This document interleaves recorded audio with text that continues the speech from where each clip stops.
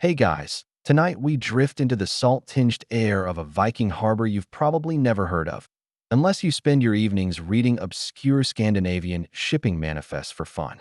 The masts of longships sway gently against the backdrop of a rising mist, and somewhere, hidden beyond the creak of rope and the splash of oars, there's a whisper of a tradition stranger than most bedtime stories dare to be.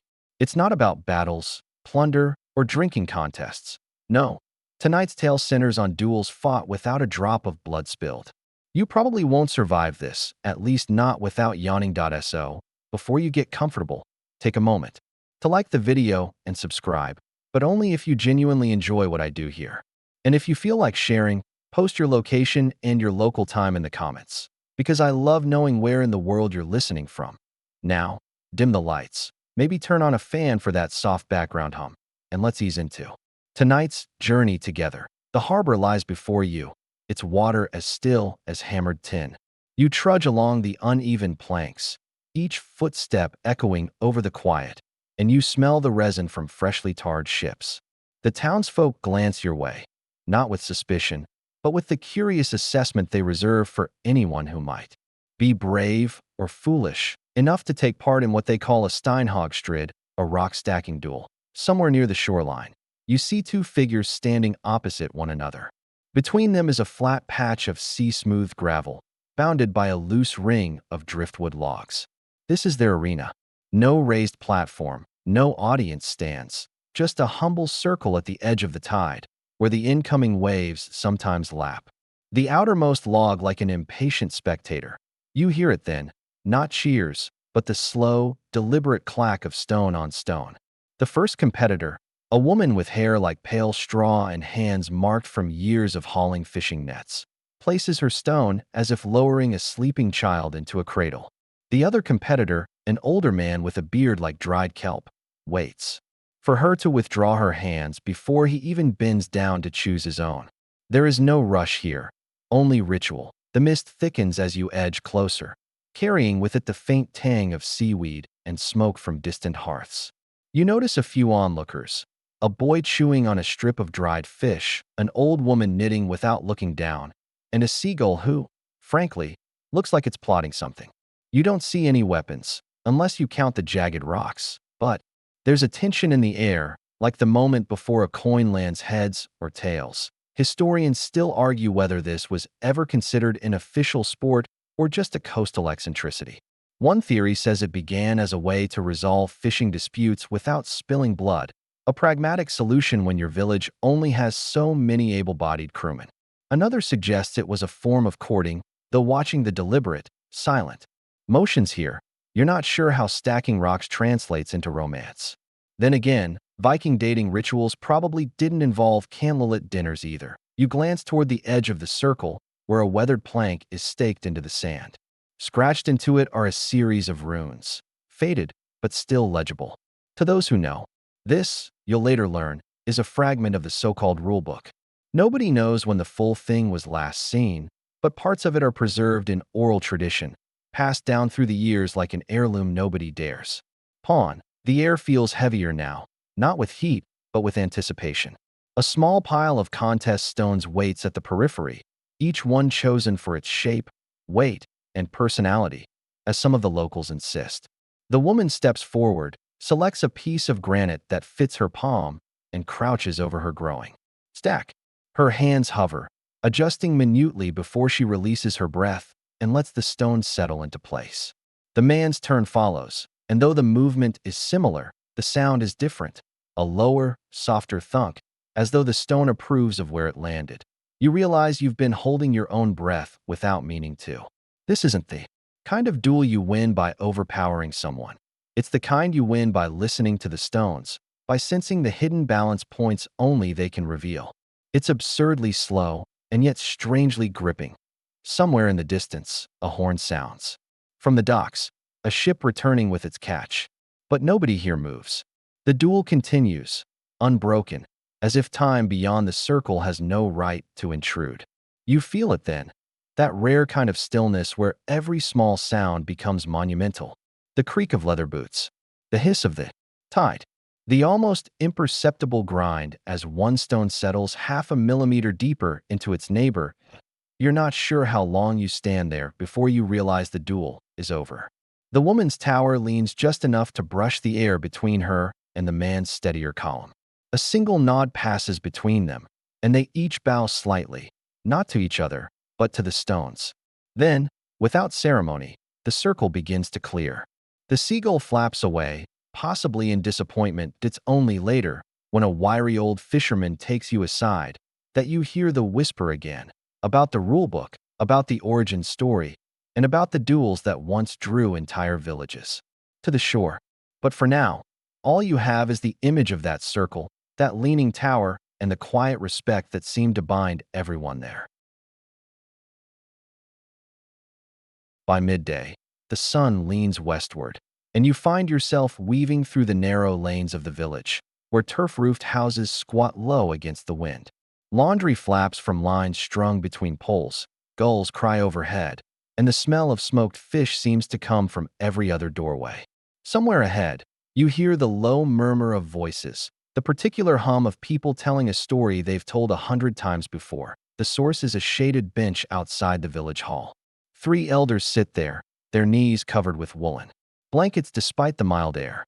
The one in the middle, a woman whose hair is the color of sea foam in sunlight, motions you closer with a bony finger.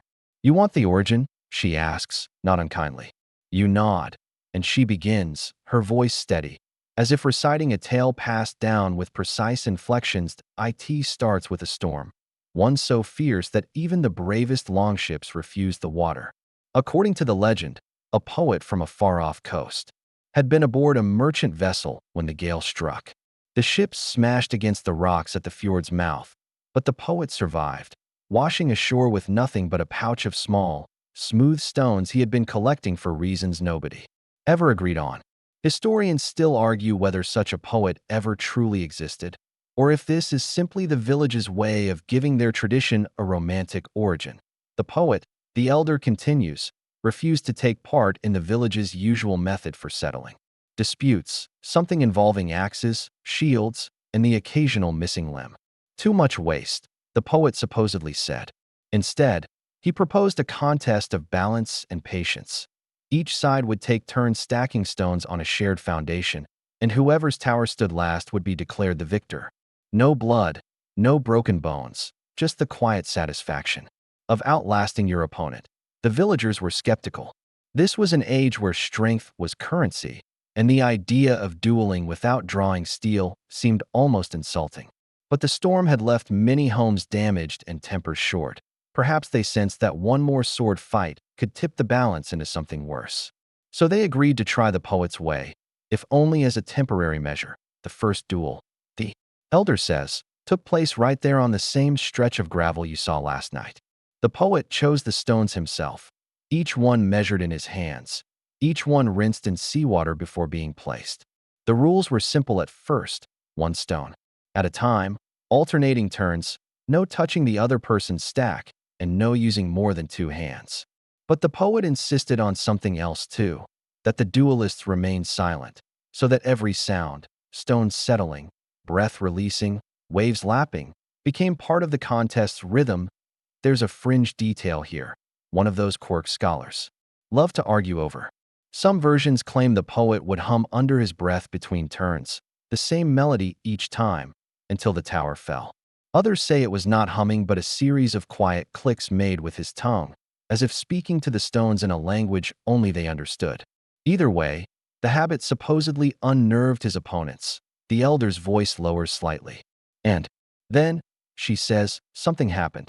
According to the tale, in that very first duel, the poet's tower grew so tall that it swayed in the breeze, yet refused to fall.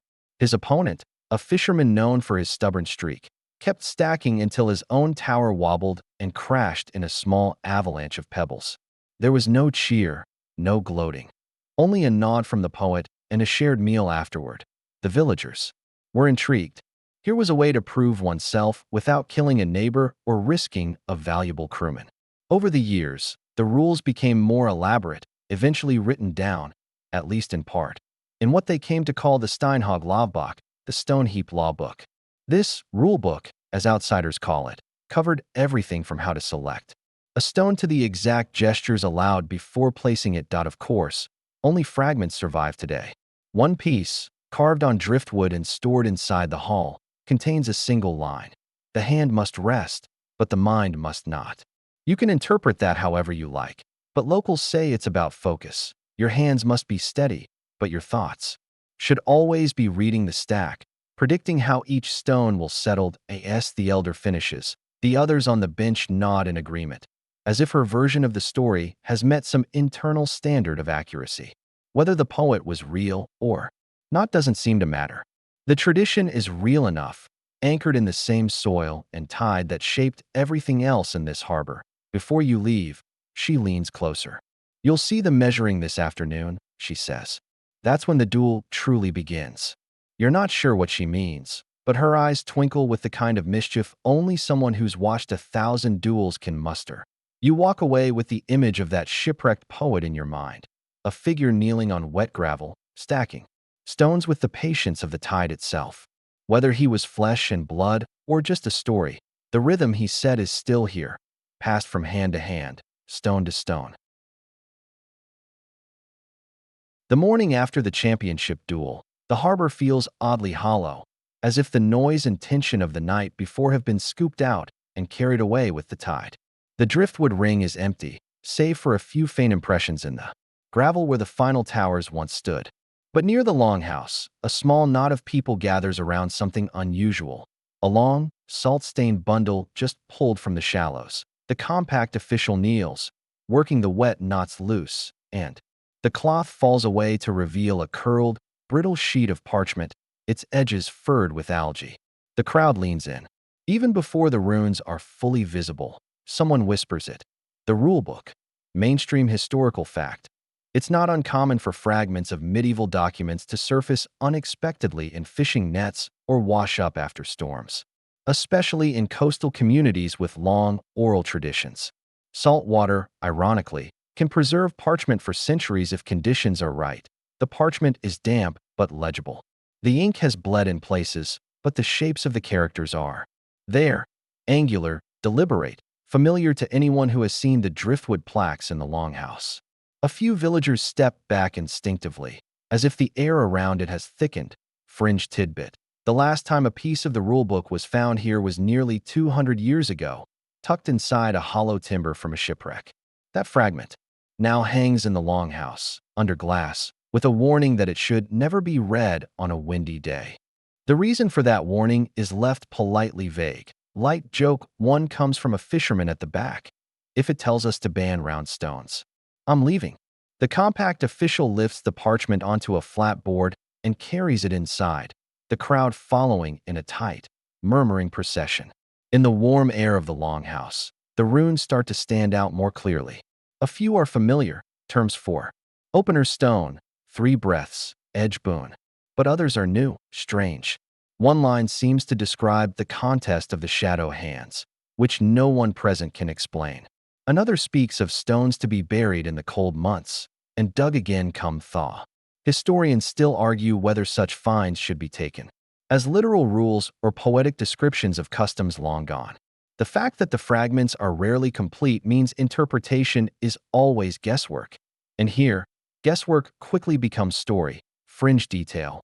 One elder insists that the new fragment matches the handwriting on the oldest piece in the longhouse, meaning it could have been part of the same original scroll.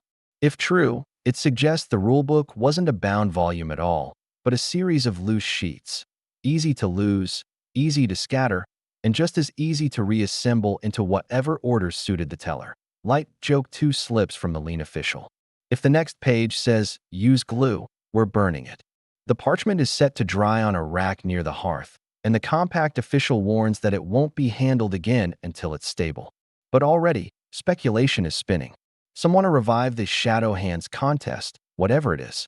Others wonder if the buried stones line means the winter ice variant has older roots than anyone thought. A BY evening, the story has spread to every corner of the harbor. The rulebook has come back, or at least a piece of it. Whether it will change anything is another question entirely. For now, it's a relic of ink and hide, smelling faintly of salt and smoke, waiting for the right hands to read it aloud. Light joke 3 comes from a boy standing near the hearth. What if the rest of it washes up tomorrow? An elder pats his shoulder. Then we'll have to build a bigger shelf. You step out into the night, the air damp with sea mist, and glance toward the driftwood ring. Empty now, but maybe not for long. Rules have a way of calling for their own use. And you have the uneasy sense that this fragment will find its way into the circle sooner rather than later, be why the time spring comes back to the harbor, the gulls. Louder and the ice breaking away from the fjord's edges. The parchment has been dried, cleaned, and tucked into a frame on the longhouse wall. People still stop to stare at it, tracing the runes with their eyes as if the meaning might spill out without needing to be spoken. But outside, something else is stirring. Down at the driftwood ring, a small group is stacking again, not for a championship, not even for a scheduled match, just for the quiet joy of it. There's no crowd, no official timing the 3 breaths. A seal bobs in the bay nearby, watching as if it's in on the secret. Mainstream historical fact. Even when formal competitions fade, the core skills and customs of a pastime can survive. In casual practice, often carried on by people who don't think of themselves as preserving history. That's how so many folk games and small craft skills have lasted through centuries. These modern practitioners, fishermen between tides, teenagers after school, retirees looking for something to do with their hands, don't follow every rule. In the fragment, some use flat stones without shame. Others experiment with balancing pieces in ways the old duelists might call scandalous. But every so often, someone pauses, inhales, and places a stone within exactly 3 calm breaths, as if an old habit has slipped in uninvited. Fringe tidbit. There's an unspoken solstice match here now, where anyone who's been stacking all year shows up on the longest day, brings their favorite stone, and tries for a single, perfect tower. No prizes, no crowning, just a shared nod when a stack holds through the evening. Light joke 1 comes from a younger duelist watching an older man work. If your tower falls, can I use your stones? The man smiles. If it holds, you'll have to ask permission. Historians still argue about whether today's hobbyists are continuing the original tradition or inventing something new in its image. Maybe the distinction doesn't matter. The driftwood ring is still here, the fjord still pushes its stones onto the beach, and people still can't resist the urge to see how high they can go before gravity wins. Fringe detail. Last year, a tourist wandered into the harbor, noticed the stacks, and asked about them. By the next season, photos of small, neat towers started appearing on rocky coasts far away. Cornwall, Nova Scotia, the Faroe Islands. The caption was always the same: for balance, light. Joke 2 surfaces when a fisherman returns from a long trip and finds dozens of small stacks along the dock. Looks like the gulls have been practicing. And maybe that's the real legacy. The rulebook fragment will stay in its frame, admired and debated, but the practice has slipped free of needing permission. Children still learn from their grandparents which stones feel right in the hand. A gust of wind still tests every tower's truth. And when a stack stands longer than expected, someone always seems to give it a little nod, as if greeting an old friend. Light joke 3 comes from a passing skald, strumming idly. If you hear the stones singing, you've been in the sun too long. You walk the shoreline one last time, the tide pulling back to reveal fresh shapes for tomorrow's hands to try. Behind you, the ring waits, empty but never abandoned. In the distance, the seal slips under again, and the only sound left is the faint clink of 2 pebbles in your pocket, just in case. The air along the fjord softens as the day folds into evening, and the light seems to pour more slowly over the rocks. The tide breathes in and out with the patience of something that's been here far longer than any stack or rule or match. You walk slowly now, feeling the crunch of gravel under your feet, the salt's cool tang brushing the back of your throat. The driftwood ring is quiet, the last orange trace of sun caught on the upper edge of one weathered post. You picture all the towers that have risen here. Quick, wobbly ones that tumbled in minutes, tall and slender ones that leaned but held, and the rare, steady shapes that stood for days like a held breath. The rules, the debates, the records, they all feel smaller now, folded into the rhythm of the water and wind. Balance is simpler out here. It's just stone, hand, and the space between heartbeats. Somewhere down the beach, a child laughs as a wave pulls away from her feet, leaving behind a scatter of wet pebbles. She kneels to pick one up, turning it in her palm before setting it carefully atop another. For a moment, the two stones stand together, perfectly still. Then the top one rolls away, and her laughter comes again, unbothered. You take a deep breath, the kind that fills you from the inside out, and let it out slowly as the light thins and the world blurs at the edges. The sea will keep bringing stones. Hands will keep finding ways to balance them. And the rest can wait until tomorrow. The day's light is thinning toward that silvery gray the harbor wears just before nightfall. A group has gathered by the driftwood ring, but the mood is hushed, even a little uneasy. At the center of the circle, the compact official holds a flat, perfect oval stone in both hands, turning it over like something dangerous. This is the disputed ban on flat stones, a rule so old that no one can say exactly when or why it was written into the dueling code. Mainstream historical fact. Across many cultures, competition rules sometimes exclude objects or techniques not because they're unfair, but because they change the spirit of the contest. In medieval archery, for instance, certain arrowheads were barred from target shoots. In wrestling, some holds were banned to keep the match from ending too quickly. Here, the flat stone has long carried that same too easy suspicion. The official sets the stone on a plank for all to see. It's palm-sized, smooth on both faces, with just enough weight to stay where it's put. Any novice could place it mid-stack and gain instant stability. That's precisely the problem, say the elders. Flat stones make the match less about reading balance and more about coasting on certainty. Fringe tidbit. In some nearby villages, flat stones aren't just allowed. They're prized, even traded, between players before a match.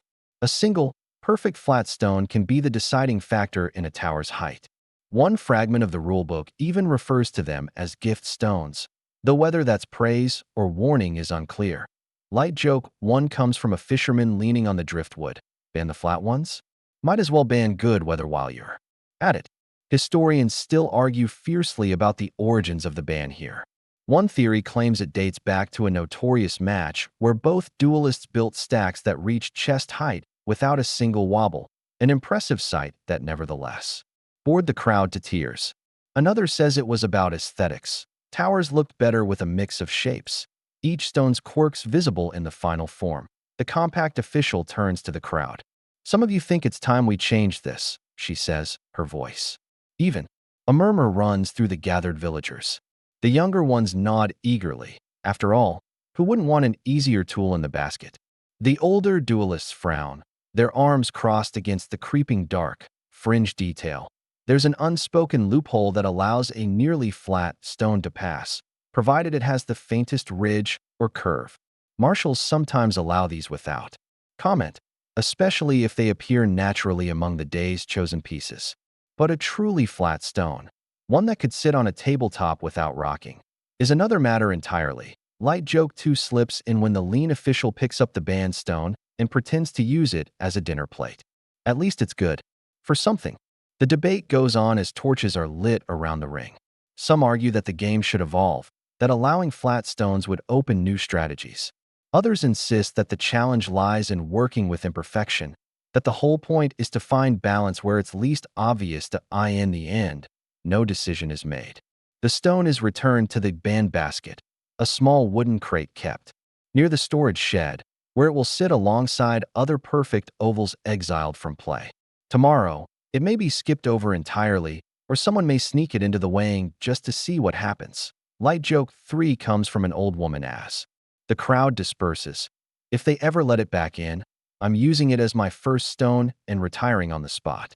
The torches flicker in the growing dark, shadows of the driftwood ring stretching long across the gravel.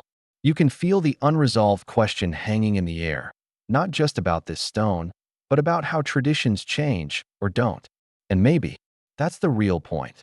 The band's power lies as much in the debate it sparks as in the rule itself. The harbor is all firelight and long shadows tonight, the torches flaring brighter than usual in the cold, still air. Word has gone around that this is the night, the final championship duel of the season. After this, The driftwood ring will stand empty until spring, its stones resting through the winter storms. Mainstream historical fact: Norse communities often marked the year's turn with a final bout in whatever contests they favored: athletics, poetry, games of skill. It wasn't just a way to crown a champion. It was a ritual closure, a sealing off of one chapter before the next could begin. The crowd is thick around the arena, everyone wrapped in furs and cloaks.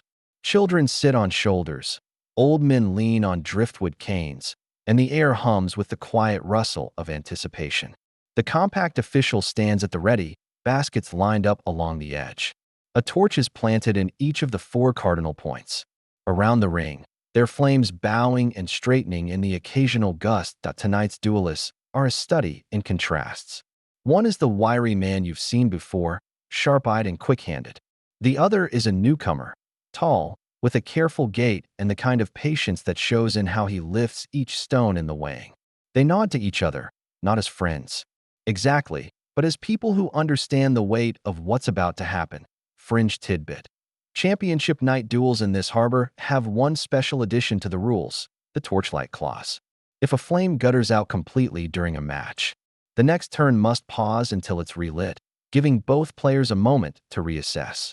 Some say it's superstition, others that it's just for drama, but everyone agrees it changes the match's rhythm in unpredictable ways. Light joke: one comes from someone in the crowd. Hope they don't blow them all out at once. We'll be here till sunrise. The match begins with the sacred washing, the 3-breath placements, the steady rise of the towers. In torchlight, every movement is more dramatic: the flash of mica in a stone, the shifting shadow of a duelist's hand across the gravel. The crowd is silent except for the occasional drawn breath when a piece wobbles. By the 6th round, both towers stand at knee height, neither showing weakness. The wiry man moves faster, choosing his stones almost before his opponent finishes. The newcomer is slower, deliberate, testing each piece against the last like a craftsman fitting joints. Historians still argue over which approach wins more often: speed to unsettle your opponent, or patience to coax the tower into stability. The record is mixed enough to keep the question alive. Then it happens. A sudden gust from the fjord bends the torch on the west side low enough for the flame to vanish. The pause is immediate. Both players step back, eyes adjusting to the lopsided light while a boy darts in with flint and steel. The crowd murmurs, some leaning forward as if this moment could tip the balance more than any stone. Light joke 2 comes from the lean official as the flame catches again. Good thing we don't use candles. The match resumes, but the rhythm has shifted. The wiry man's next placement is less confident. The newcomer's is firmer. The tide of balance, both literal and metaphorical, has begun to turn to by the 10th round. The towers are at waist height. The wiry man risks a narrow stone for extra height, but it lands with a tiny wobble that makes the crowd collectively tense. The newcomer answers with a broad, heavy piece that locks his tower like a keystone. Fringe detail: some duelists say they can hear when a tower is past its safe limit, not from the sound of falling, but from the faint, shifting grind of stones settling. Watching the newcomer tilt his head slightly before rejecting a piece, you suspect he might be one of them. The end comes with the kind of silence that makes the hairs on your neck stand up. The wiry man, down by a single stone's height, tries to place a mid-sized piece to even the score. It teeters, rights itself, and then, almost gently, slides off the edge, carrying 2 others with it in a soft cascade. The newcomer steps back, hands open, as the compact official declares the match. Light joke 3 floats from the back. At least it didn't hit a torch. The applause is warm but not raucous. There's a reverence to championship night. The newcomer receives the carved raven token and a small bundle of cloth-wrapped stones from past matches, a symbolic passing of the mantle. The wiry man bows low, then steps aside, his expression more thoughtful than disappointed. As the torches burn lower and the crowd begins to drift away, you realize the season has truly ended. The arena will stand empty now, the gravel smooth, the baskets stored. But tonight, under the wavering light, balance found its last word for the year, and it was enough. By the next afternoon, the harbor is awash in rumors about a tower that refuses to fall. The story has traveled faster than the tide. Someone's cousin's neighbor swears they saw it 3 days ago, still standing against wind and spray. It's said to be the fabled untoppable stack, a structure built so perfectly that even the fjord's temper can't undo it. Mainstream historical fact. Throughout history, feats of engineering, whether deliberate or accidental, have taken on a kind of mythic life when they outlast their expected span. Ancient cairns in the Orkneys, for instance, still stand after centuries, baffling those who try to explain their resilience. The rock-stacking duels have their own version of this, though here the explanation is wrapped in as much superstition as skill. The tale begins, as the elders tell it, in the late 1400s. A champion known only as Raven Eyes built a tower during a midsummer match in a distant valley inland. The air that day was so still, they say, you could hear the grass bending. The stack rose to the height of a man's chest and stayed there, not for hours, not for days, but for centuries. Or so the legend claims. Fringe tidbit. There are, in fact, reports from the 18th and 19th centuries of travelers finding a strangely regular pile of stones in that valley, weathered smooth but still intact. Whether it was truly the original stack or a later imitation, no one agrees. By the 20th century, the site had become so overgrown that only a few lichen-covered stones hinted at its former glory. Light joke one comes from the lean official as she tells the story to a group of children. If you see it, don't sneeze. You might be the one who finally knocks it down. The untoppable legend has layers. Some believe the stones were locked together by the perfect interplay of weight, shape, and friction. Others think Raven Eyes used a secret technique, perhaps warming the stones in the sun before placement so they expanded slightly, then cooled into a tighter fit. The more mystical-minded say the stones were sung to in the old tongue until they agreed to stand forever. Historians still argue over whether the story is even plausible. Physics tells us no stack is truly permanent. Time, weather, and chance will always win. But myths have a way of ignoring such details, especially in a culture where the line between history and saga is happily blurred. Here in the harbor, the fabled stack serves as an aspirational tale. Young duelists are told of it when they start training, not as a realistic goal, but as a reminder that every stone has an ideal place, and sometimes, with enough care, you can find it. Fringe detail. On rare occasions, the champion of the year will take a pilgrimage inland to the rumored valley site, hoping to see what remains.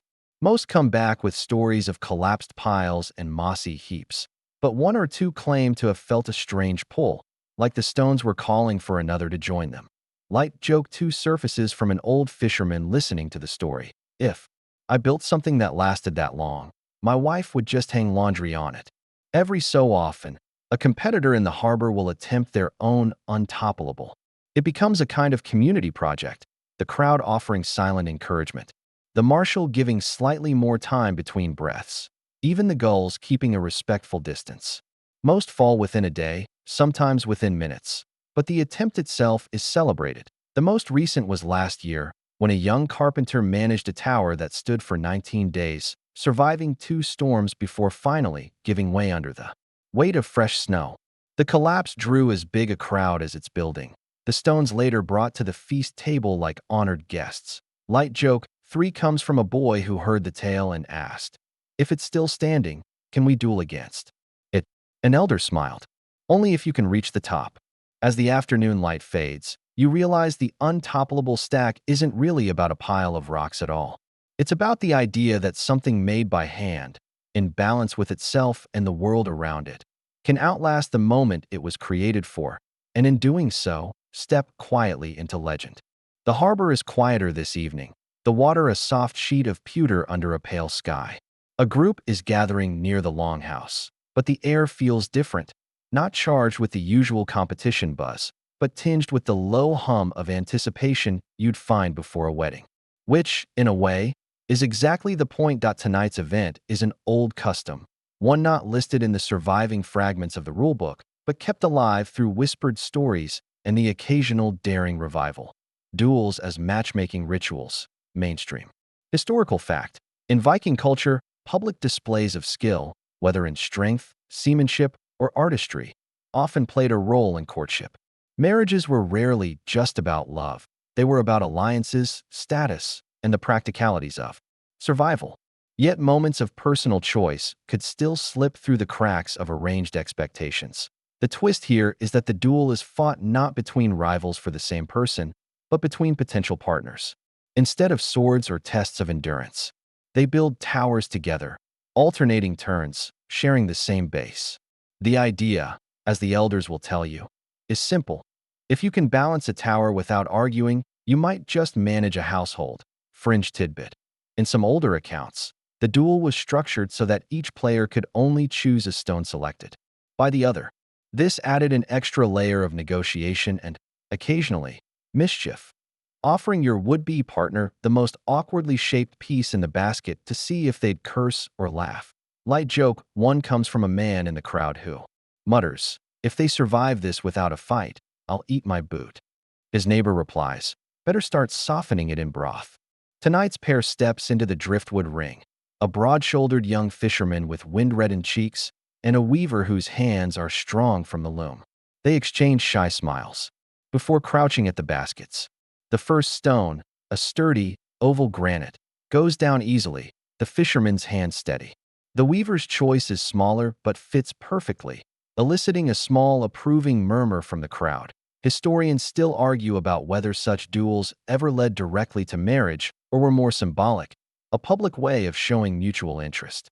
A 17th-century trader's journal describes watching two young ones stack stones until the sun fell behind the water, then leave together, arm in arm. Whether that's romance or just neighborly pride is anyone's guess. The weaver selects a long, narrow stone next, passing it to the fisherman with a grin that says she knows it's a challenge. He squints, tests it in his hand, and, with a second breath that stretches just shy of the limit, slides it into place without a wobble. The crowd claps softly. Light joke 2 comes from the lean official, watching closely. If they drop it, does that mean the engagement's off? The compact official answers dryly, "No, it means the reception will be outdoors." The tower rises in slow, careful turns, each stone a shared decision.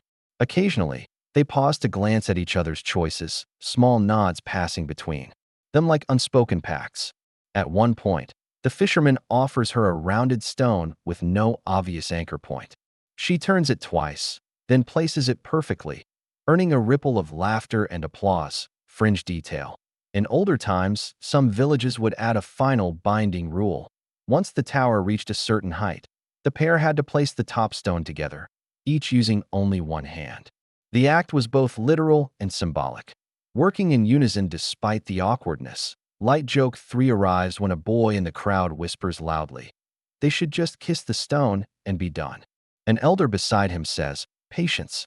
First, the tower, then the story." The match ends not with a collapse, but with the pair stepping back after placing a final flat stone across the top, a capstone that seems almost too neat, too level, to have happened by chance. They bow slightly to the crowd, but their eyes are fixed on each other. The applause is warm, sustained, tinged with something more than just appreciation for steady hands. Later, at the longhouse, you see them sitting side by side, the fisherman passing her a mug and the weaver handing him a slice of bread. Whether this duel will be remembered as the start of something permanent or just a well-matched game doesn't matter much tonight.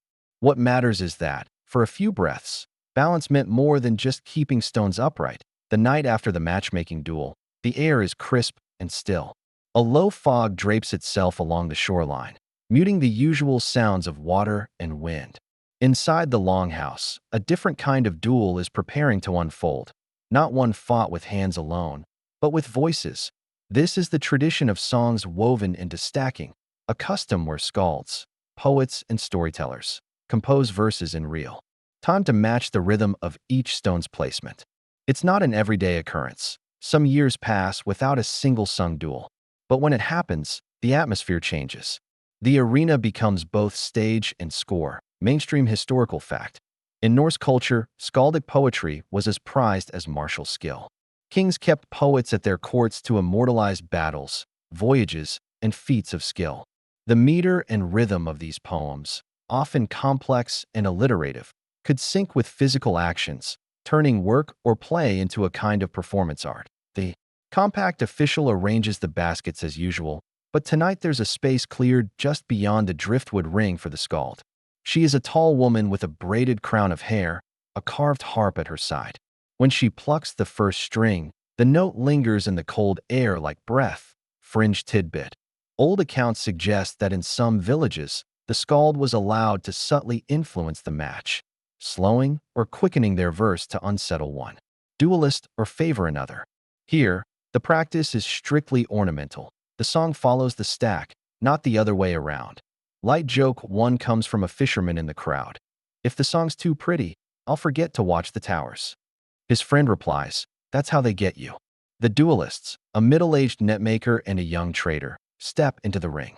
As the netmaker takes her first stone, the skald begins to sing in a slow, measured cadence. The verse paints the stone as a sea-born child of granite, lifted from the tide to find its place in the sky. Each line lands with her breath, the words draping over the moment she releases the stone. When the trader takes his turn, the harp's pitch shifts, the melody climbing a little, the lyrics likening his placement to a gull's wing folding against the wind. The rhythm matches his breathing so closely, you almost wonder if the skald has memorized it from practice. Historians still argue whether the songs were ever used to judge the match, scoring points for the duelist whose placements inspired the better verse. The surviving rulebook fragments are silent on the matter, though one late saga describes a duel, one in the ears before it was won in the hands. The next few rounds become almost hypnotic. Stone, verse, stone, verse. The crowd leans in, heads tilting to catch every word.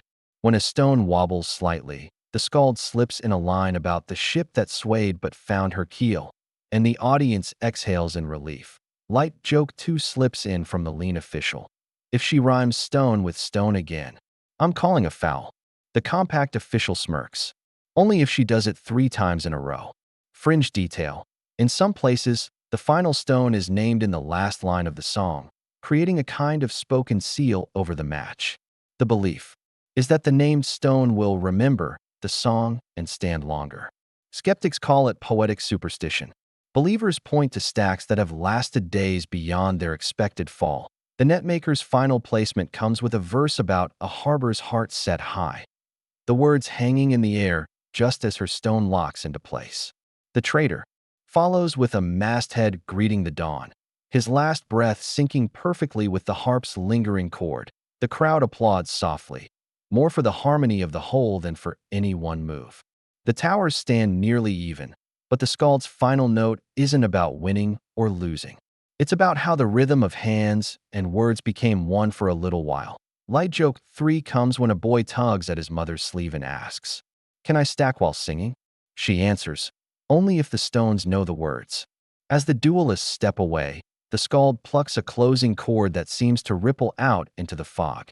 For a moment, the driftwood ring feels like both arena and amphitheater, a place where balance can be measured in both breaths and beats. By mid-afternoon, the harbor is bustling again, the smell of drying nets and wood smoke curling together in the cold air. A group of villagers has gathered near the storage shed that holds the arena baskets, but the mood here is not celebratory. It's conspiratorial. Someone leans close and mutters the word you've heard only in passing until now. Cheating, mainstream historical fact. Even in the most honor-bound traditions, history is full of those who have tried to bend or break the rules. Viking sagas themselves contain tales of contests undermined by hidden tricks, from dulling an opponent's weapon to sowing false rumors before a duel. The rock-stacking matches are no exception, and the harbor keeps a sharp collective memory of its most infamous incidents. The one everyone seems to remember first is the glue affair. Decades ago, during the Midsummer Championship, a visiting competitor, new to the harbor but with a reputation for miracle towers in his own village, produced a stack so stable that it didn't sway even when the tide winds rose. It took a child chasing a gull through the arena to knock it hard enough to reveal a thin sheen of something sticky between the stones. Pine pitch, they said later, though some swore they smelled tar. Fringe tidbit. In the immediate aftermath, the elders couldn't agree on the punishment. Some demanded exile, others argued for a rematch. In the end, The man was made to carry his glued tower, intact, down to the water and leave it balanced on a rock far out in the shallows, where it stood for weeks until a storm finally swept it away. The story is still told with a mix of disgust and reluctant admiration for his handiwork. Light joke one comes from the lean official as she retells it now. At least the gulls had somewhere new to sit. Cheating isn't always so blatant. There are whispers of competitors subtly wetting their stones just before placement, letting the moisture create a temporary suction against the one below. Others might dig their base stones slightly into the gravel, creating an unannounced nest that gives it more stability. The marshal's job includes catching these things before they cross from cleverness into rule-breaking. Historians still argue about where that line should be drawn. Is a slightly carved groove in a stone's underside, made long before the match, a natural feature or a premeditated advantage? One old fragment of the rulebook says, "A stone is as the sea has made it," but no one agrees whether human hands can ever be the sea in this metaphor. Light joke 2 surfaces when a fisherman in the group says, "If I spit on my hands for grip, is that cheating?" The compact official shoots back, "Only if you spit on the stone." The storage shed itself carries its own scandal. Once, years back, a competitor was caught slipping extra stones into the basket during the weighing, hoping to hide a perfectly balanced ringer among the approved pieces. The trick was spotted when the marshal noticed the stone had no ledger mark. Since then, every piece in play is tagged with a chalk rune before the duel begins. Fringe detail, in the rare case A. Marked stone is found altered mid-match, scratched, chipped, or suspiciously polished. The duel stops immediately and an investigation begins. It hasn't happened in years, but the procedure is rehearsed often enough that you suspect everyone secretly hopes for a bit of drama now and then. The most notorious near scandal in living memory involved a visiting skald who composed verses mid-match, hoping to distract her opponent into a misplacement. While not against the written rules, the tactic was deemed dishonorable disruption after it became clear she was tailoring her rhymes to mock her opponent's technique. The match was replayed, and the story now lives as a cautionary tale about cleverness turning sour. Light joke 3 comes from a teenager listening in. "If I sing to my stones, is that cheating?" An elder answers without hesitation, "Only if they sing back." By the time the group disperses, the talk has wound from outrage to laughter to resigned acceptance that, in any tradition, there will always be those tempted to tilt the balance in their favor. But here, the memory of past cheats isn't buried. It's aired out regularly, like nets drying on a line. So everyone remembers what happens when you forget the weight of the rules. And as the compact official closes the storage shed, you see her glance once at the chalk-marked baskets with a faint smile, as if daring anyone to try their luck again. Dawn breaks clear and cold, the fjord lying still as a pane of hammered silver. The village is quiet except for the creak of rope against mast and the low murmur of voices down by the docks. Today's duel will not be in the arena. It will be at sea. This is the Champions Sea Pilgrimage, a tradition reserved only for those who have won the year's final open-air contest. The victor must sail to a small, rocky island just visible from the headland, and there, at dawn, stack a tower of stones with no one but the gulls and the wind as witnesses. Mainstream historical fact: Viking culture was thick with rites of passage, involving journeys to sacred or symbolically important places. Some were about claiming land, others about offering tribute to the gods, and some, like this one, about proving skill in solitude, away from the approving noise of a crowd. The champion this year is the tall woman you've seen before, steady and deliberate in every match. She's already at the dock, hair bound tightly against the wind, her chosen stones wrapped in cloth to keep them from knocking together on the journey. The boat is small, a single-sail craft built for two, though today it will carry only her and the compact official, who serves as silent witness. Fringe tidbit: the rulebook fragment describing this ritual specifies the tower must be built before the sun's full face rises, which some interpret as before the sun clears the horizon entirely. Others say it means before the sunlight reaches the top of the stack. The ambiguity has led to more than one frantic placement race against creeping daylight. Light joke 1 comes from an old fisherman leaning against a piling as she pushes off. "If the gull steals your top stone, it wins the title. She glances back, smiling, and calls, "Then I'll stack the gull." The sail catches a steady wind, carrying them past the last few moored boats and out toward open water. The island grows slowly larger, a jagged tooth of rock, no trees, just a slope of weathered stone rising to a flat crest. The water darkens near shore, hinting at kelp beds beneath. Historians still argue over the island's original purpose. Some suggest it was once a lookout post. Others think it served as a navigation marker for returning ships. A few believe it was a burial site, though no artifacts have been found to prove it. Whatever its history, it is now inseparably tied to this solitary act of balance. The boat grinds gently against the shingle beach, and the tall woman steps ashore, carrying her cloth bundle. The compact official follows at a distance, saying nothing, her only role to confirm the act. The air here is different, emptier without the voices of a crowd, sharper with the smell of salt and drying seaweed. The building begins. There's no three-breath rule here, but there is a different pressure. The silence is so complete that every small sound, from the shuffle of her boots to the faint crackle of gravel under stone, feels magnified.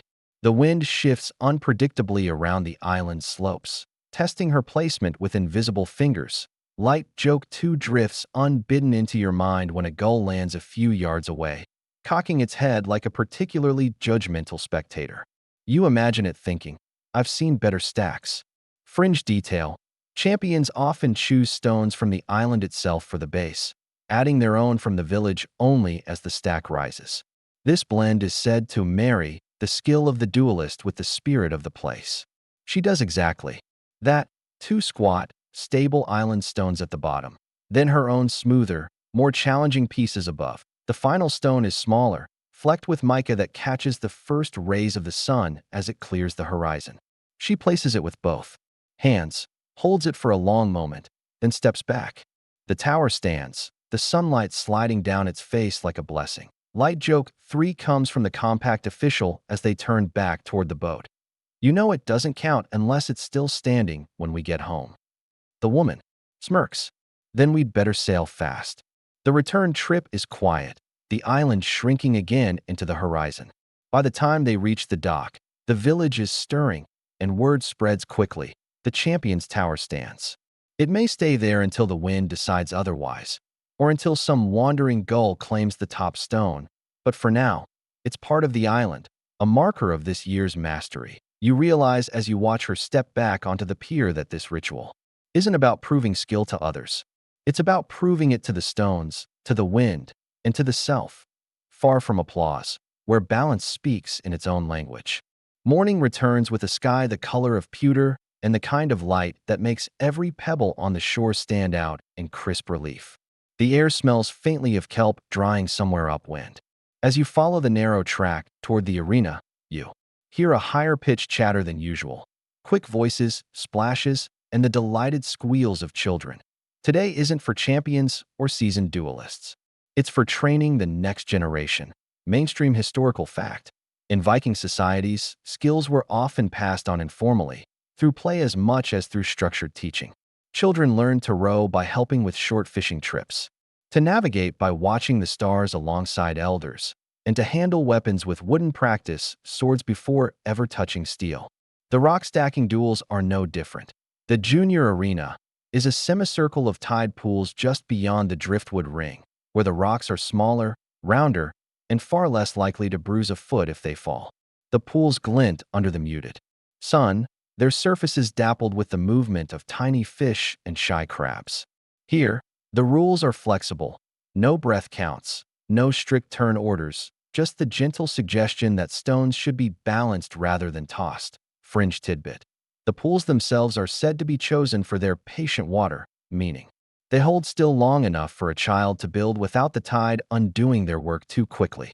Elders insist on this, claiming it teaches the idea that balance can be learned in calm before being tested in wind or wave. Light joke 1 comes from the compact official, crouching to adjust a child's starting stone. First rule, don't put the big one on top. Second rule, actually, forget the first rule and see what happens. The children laugh and immediately try exactly that, Small baskets of pebbles are scattered along the edge of the pools.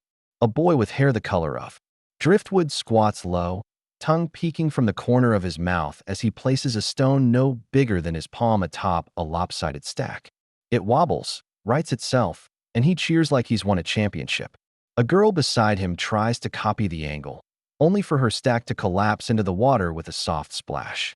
She giggles, scoops up the fallen stones, and begins again. Historians still argue whether these training days are a modern addition or if they stretch back centuries. Some suggest they replaced more dangerous childhood games when fishing or foraging was less urgent in the local economy. Others think they've always existed, simply overshadowed by the spectacle of adult duels. The elders don't stand on ceremony here. They wade into the pools barefoot, skirts and trousers hitched high, showing the children how to feel for stable base stones with their toes. One old man demonstrates how to read a stone's shape by rolling it gently in the hand before placing it. He doesn't speak much, just gestures, places, lifts, and offers the stack for the child to try. Light joke too rises from the lean official as she watches a boy try to stack 3 flat stones at once. That's not a tower, that's a bed. The boy grins and keeps going until the whole pile slides into the water. Fringe detail. Children who show particular patience or skill are sometimes given a starter stone to keep. A small, unusually shaped pebble meant to remind them of their first successful stack. These are not competition-grade stones, but they're treated with affection, tucked into pockets or kept on bedside tables until the child is older. One girl, no more than 6, is using both hands to set a tiny shell atop her stone tower. An elder leans in and murmurs, "Even the smallest crown counts." You can almost see her shoulders straighten with the quiet pride of it.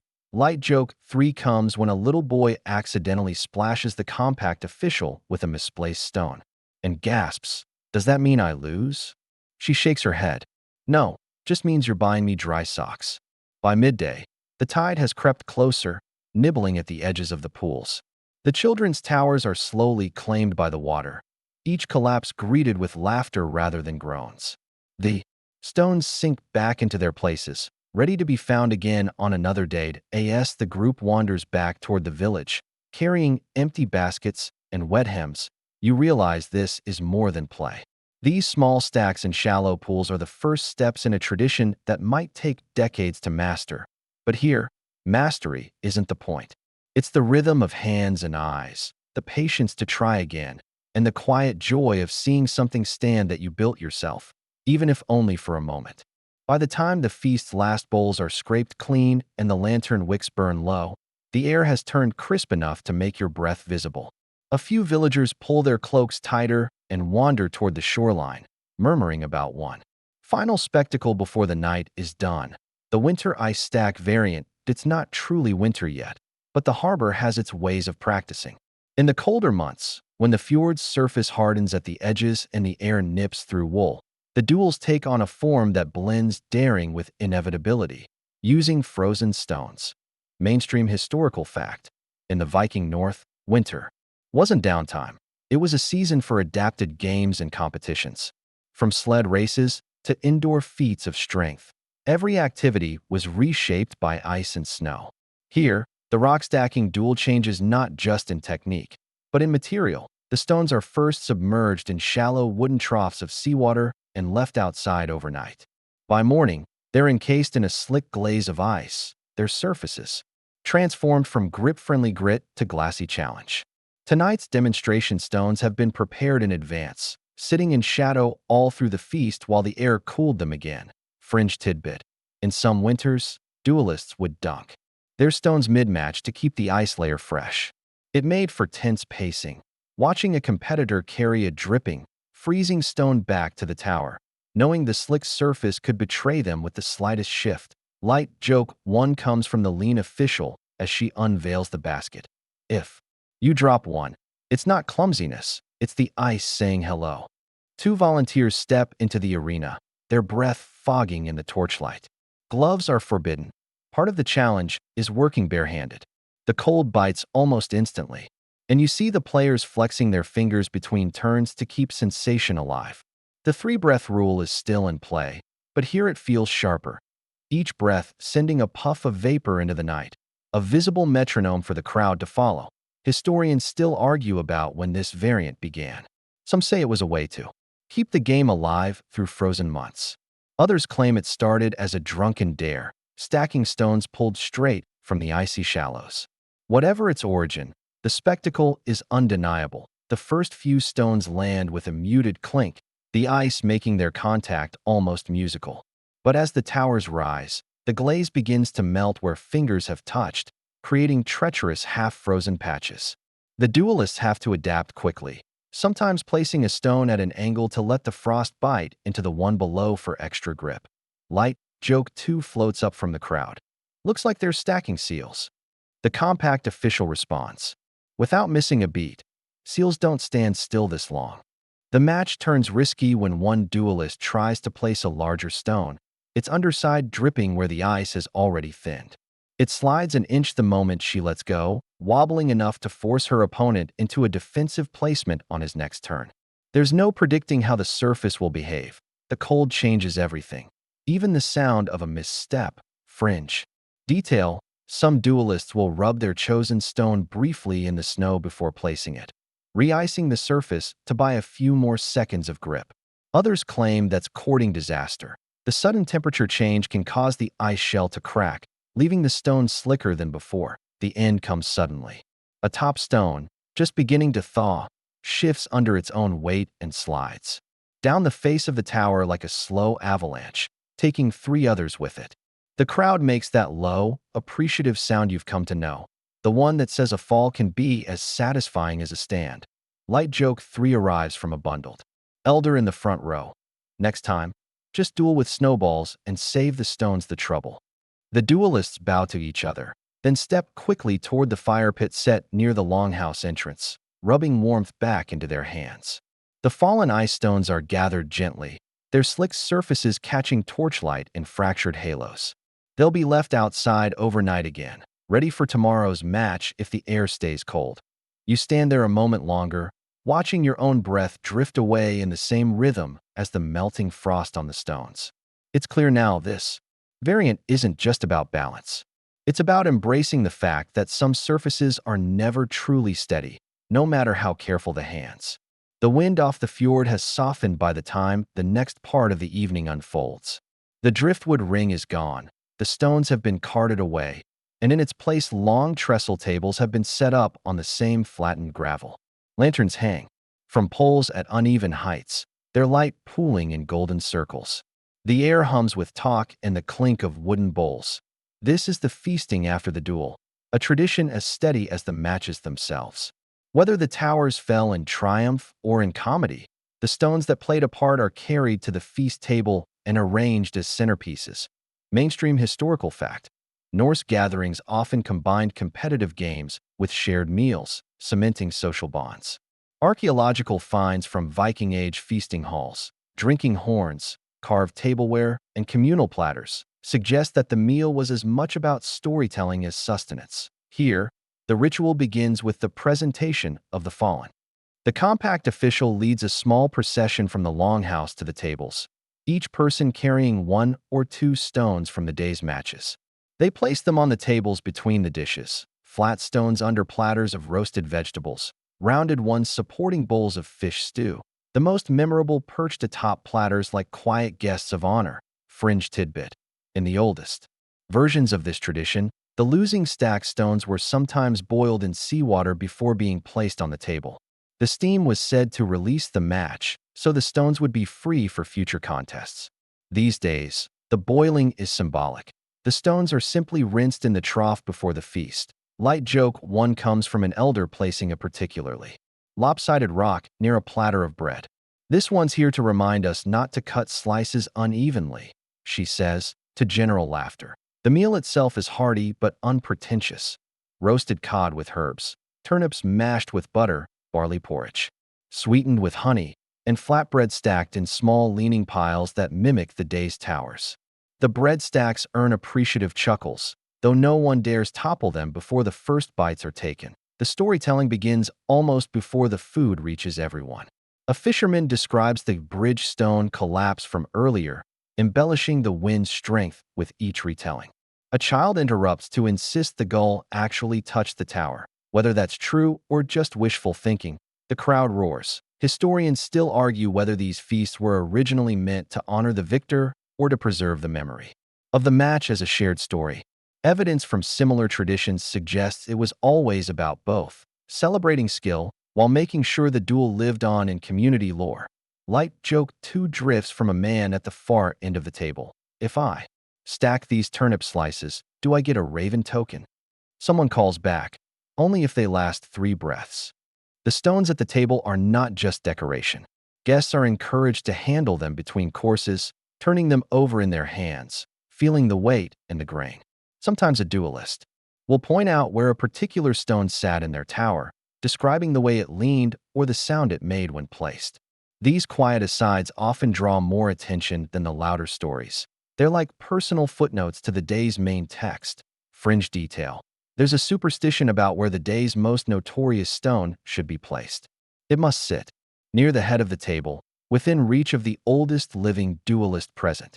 They are the only one allowed to pass it to someone else, and doing so is seen as a kind of informal blessing for the next match. Light joke 3 slips in when the oldest duelist, a man with a beard like frost on kelp, holds up the bridge stone and says, "This one told me it wants to retire." Without hesitation, a child shouts, "Too bad. It's in the feast now." The night stretches on in warmth and lamplight. Plates are refilled, mugs are topped up, and the stones stay where they are, quietly grounding the table like ballast. Outside, the tide turns again, carrying with it the same rhythms that shaped the day's contests. As you lean back, listening to the mix of voices, you realize the feast is more than celebration. It's the bridge between the match and the memory. Tomorrow, the arena will be swept and the stones return to their baskets. But tonight they are here, among the food and laughter, part of the story still unfolding. By the time the storm passes, the longhouse is heavy with the smell of damp wool and cooked roots, and the walls hum with quiet conversation. But tonight isn't done yet. Word spreads that the next contest will be a rarity, one you've only heard about in murmured asides from the elders. A double-stack event it begins like any other duel. The arena, this time back outdoors, ringed in driftwood, baskets of stones sorted in weight. The sky is still cloud-heavy but calm, the tide whispering against the shore. Then, with a deliberate slowness, the compact official sets 2 depressions in the gravel, side by side but separated by a hand's breadth. Mainstream historical fact. Certain medieval games and tests of skill, like archery or stone lifting, had variants designed to test endurance or the ability to divide attention. The double-stack event seems to follow that philosophy, demanding that a duelist build and maintain 2 separate towers at once, alternating between them on each turn. The competitors, one a broad-shouldered young man in a faded blue tunic, the other a wiry woman with quick, bird-like movements, exchange glances but no words. The rules for this variant are clear. The 3-breath placement rule still applies, but on each turn, the player must place a stone on whichever of their 2 stacks is shorter. If both are the same height, they may choose freely. Fringe tidbit. In the old days, some double-stack matches allowed a 3rd ghost stack, which both players had to maintain together, alternating turns. It's said this led to chaos so spectacular that the ghost stack was eventually retired, after it toppled onto both competitors simultaneously in a championship match. Light joke 1 floats from the crowd. 2 towers, twice the trouble. Someone else replies, half the sense. The match starts. The blue tunic man moves with measured care, choosing his opener stones as if mapping a voyage. The bird-like woman is faster, placing with confidence and already establishing a rhythm. Left stack, right stack, back again. But the challenge quickly reveals itself. Maintaining 2 towers means shifting balance constantly in your mind. The base conditions of each are different. One stack may sit on a slightly uneven patch, the other in a firmer depression, by the 4th round. The man's left stack is a picture of stability, but his right wobbles visibly with each new addition. He tries to correct it, but the rule forces him to alternate. Any hope of shoring up the right stack must wait while he attends the left. The woman faces the opposite issue. Both of her stacks are tall and slightly precarious, forcing her into high-risk plays sooner than she'd like. Historians still argue whether this variant was designed as a deliberate endurance test or simply as an occasional novelty to break the monotony of standard matches. What's certain is that it changes the crowd's energy. Instead of the usual calm hum, there's a restless shifting, heads darting from one stack to the other, conversations peppered with bets and whispered analysis. Light joke 2 emerges from a fisherman watching closely. It's like watching two boats take on water. Can't tell which will sink first. The tension rises faster than in a single stack match. Every move becomes a compromise, an act of trioff. The woman takes an extra heartbeat before her last breath, adjusting her stone to coax both towers toward stability. The man starts choosing heavier stones for his taller stack, hoping the extra weight will make up for the neglected base on the other, fringe detail. In the very few recorded double stack finals, victory has often gone not to the steadiest builder, but to the one most willing to let one tower fall strategically, focusing entirely on the other in the final rounds. It's a gamble that can backfire instantly, but when it works, it's remembered for years. Light joke 3 comes when a child, watching the towers sway, says they should just glue them together. His mother shakes her head. That's called marriage, dear. In this match, the gamble comes early. The woman sees her right stack listing dangerously and seems to accept its fate. She begins pouring her attention into the left, placing each stone with a precision that sharpens with every breath. The man tries to save both, but his right stack finally surrenders, stones spilling softly into the gravel. The fall draws a quick gasp from the crowd, but no one moves. The left stack is still alive, and so is the match. The woman's left tower holds firm through 3 more rounds, while the man's remaining stack can't keep pace. When the final stone is placed, her tower stands the taller by 2 hands, steady as the driftwood boundary. The crowd exhales in one long note, applause rippling like a tide over pebbles. Afterward, both duelists step back into the ring together, bowing not to each other but to all 4 towers, the fallen and the surviving. The compact official sweeps the gravel smooth, erasing the twin depressions until only the memory remains. You realize, watching the crowd scatter toward the longhouse and the shoreline, that the double-stack match is less about balance than about decision-making under pressure. 2 towers, 2 futures, 1 pair of hands, and the knowledge that you can't save everything you build. The sun has slipped behind the western ridge, leaving the harbor wrapped in that deep blue light that seems to flatten sound as much as shadow. The wind sharpens, carrying the smell of the tide's slow return. A few villagers glance toward the horizon and nod to one another. Time to shift the arena indoors to it doesn't happen often, but when the weather turns, storm clouds pressing low, winds tilting the gulls sideways, the storm day indoor duels come into play. The driftwood circle is left to the elements, and the contest migrates into the longhouse, where the rules adjust just enough to keep the spirit intact. Mainstream historical fact: Viking longhouses were not just homes, but social centers, places where meals were shared, disputes settled, and winter work carried out. Archaeological finds show benches, central hearths, and structural posts that could easily be adapted for games or ceremonial activities. It's not hard to imagine rock stacking slipping seamlessly into that mix when the weather demanded. Tonight's move is brisk but unhurried, like an old dance. Stones are carried in baskets from the arena to the longhouse, still damp with salt spray. The depression where the first stone sat is smoothed over, as though tucking it in until the next fair day. A few people remain outside to lash down the arena's driftwood frame, protecting it from the gusts already nipping at the gravel. Inside, the air is instantly different, thicker, warmer, touched with wood smoke and the scent of roasted root vegetables. Torches bracket the walls, their light catching the carved beam ends above. The arena here is a smaller circle of packed earth marked by short wooden posts, close enough to the central hearth that the fire's heat breathes across it. Fringe tidbit: some claim the indoor arena's size advantage makes duels harder, not easier. The tighter space magnifies every movement. Spectators are closer, the stone's smallest shifts more obvious. And with the hearth nearby, the heat can dry stones faster, subtly changing their texture mid-match. A stone that felt stable on placement may shrink away from its neighbor as its surface warms. Light joke one comes when the lean official, setting the baskets by the circle, says, "If your stone sweats, blame the hearth, not the nerves." Hey, few players chuckle. Others glance at their chosen pieces like they might actually perspire under scrutiny. The rules indoors adapt to the space. The three-breath placement is still in effect, but there's an added wrinkle. No one may step outside the circle to fetch their stone during their turn. Instead, all chosen stones for that round are kept within arm's reach inside the boundary.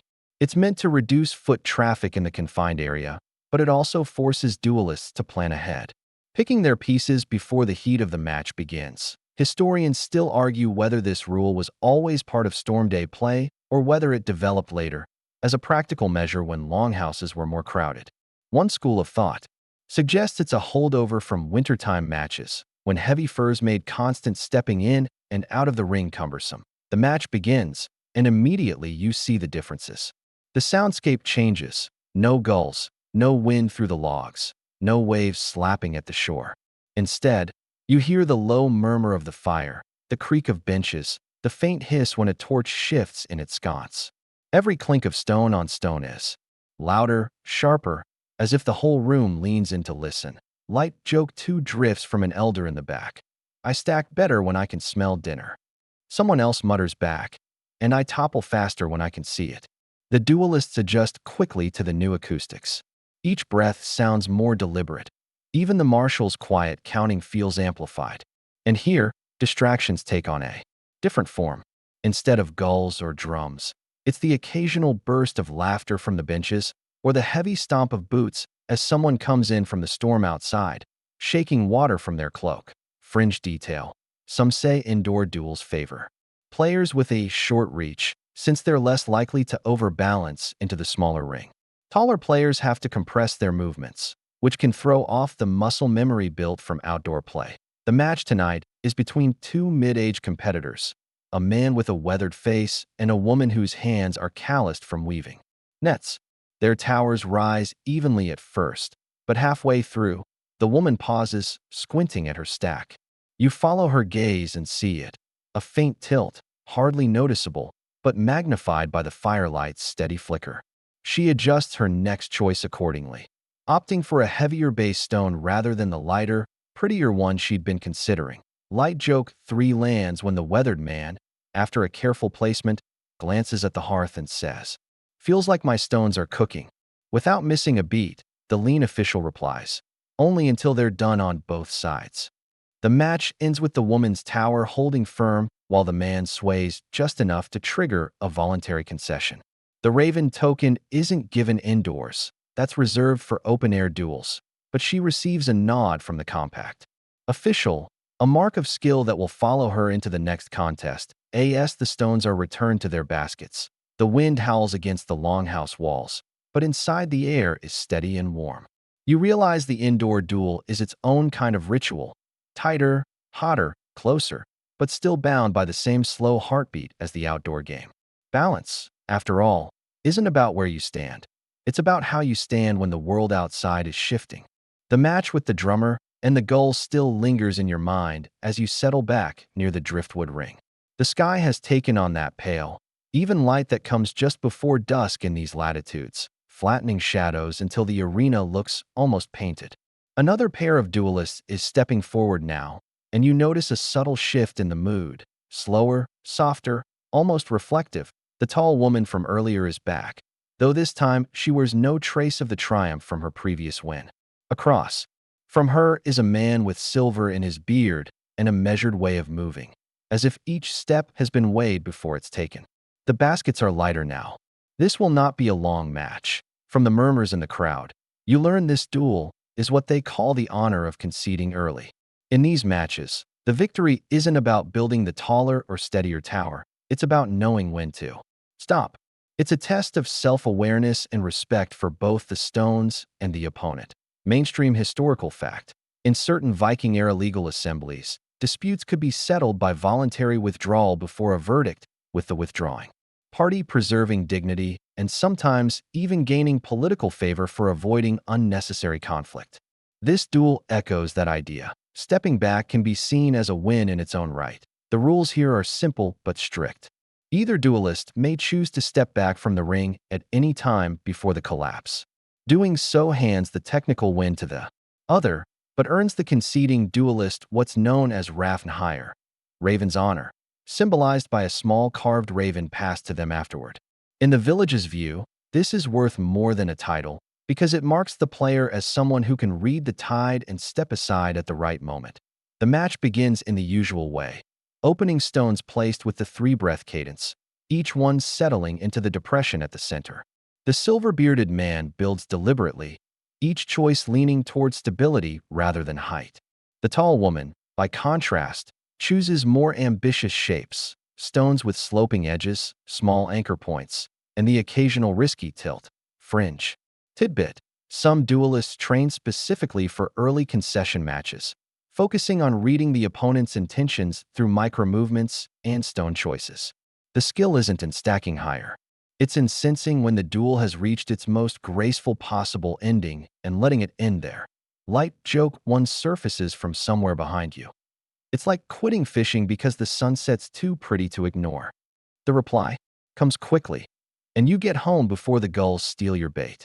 By the fourth round, the tall woman's stack has reached her knee, while the silver-bearded man sits lower but looks immovable. He pauses before his fifth turn, resting his fingers on a stone in the basket but not lifting it. His eyes sweep his own tower, then hers, then the crowd. You realize he's weighing something other than the rock in front of him. He steps back, but it's so quiet in that moment you can hear the tiny click of his boots on the gravel. The compact official nods, the crowd exhales, and the tall woman lowers her hands without placing her next stone. The match is over, and she has won by default. But here's the twist. The crowd turns its attention to the silver-bearded man. The lean official approaches him with a small carved raven, its wings folded, its beak slightly open, and places it in his palm. A ripple of approving murmurs moves through the spectators. He's chosen the exact right moment, they say. Any longer, and her tower might have collapsed. Any shorter, and the duel wouldn't have tested enough skill. Historians still argue whether this tradition began as a practical time saver, cutting matches short before nightfall, or as a deliberate exercise in humility. The earliest recorded raven token dates to the late 13th century, carved from whalebone and still kept in the longhouse here, though it's too fragile to be used now. Light joke, too, comes when the man holds up the raven for the children to see, and one boy calls out, "Does it peck you if you make the wrong choice?" Without missing a beat, the man says, "Only once." The tall woman steps across the ring and takes his hand. There's a weight to the handshake, but no tension, more like two musicians ending a piece on the same final chord. She thanks him softly, and he inclines his head, already turning toward the longhouse as if the duel were simply one task in a long, thoughtful day. Fringe detail: some villagers believe that receiving a raven's honor in 3 consecutive matches marks a person as Steinrenari, a stone whisperer, and grants them the right to judge championship duels. Whether or not it's true, you hear the term spoken with quiet respect.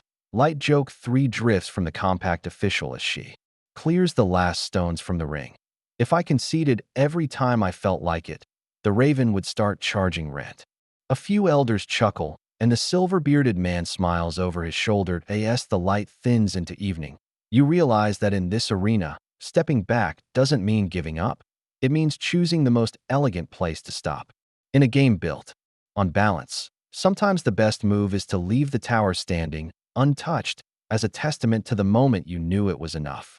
You'd think the duels were all about stillness and focus, silent stacks rising into the air like slow-growing coral. But as the next gathering begins, you notice something that bends that image almost to breaking: mid-duel distractions. The arena is re-cleared, baskets refilled, and 2 new competitors step into place. Both are younger, sharper in their movements, their clothing brighter, perhaps eager to prove themselves to the elders. The crowd tightens in, and for the first few turns, the match is exactly what you expect: steady breathing, precise placement.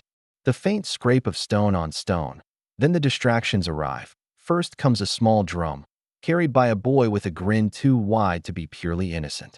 He sits cross-legged just outside the driftwood ring and begins tapping, not loud, but insistent, with a beat that refuses to line up with the duelist's breathing. The compact official doesn't intervene. In fact, she tilts her head as if evaluating the rhythm for difficulty. You're told it's perfectly legal. Mainstream historical fact.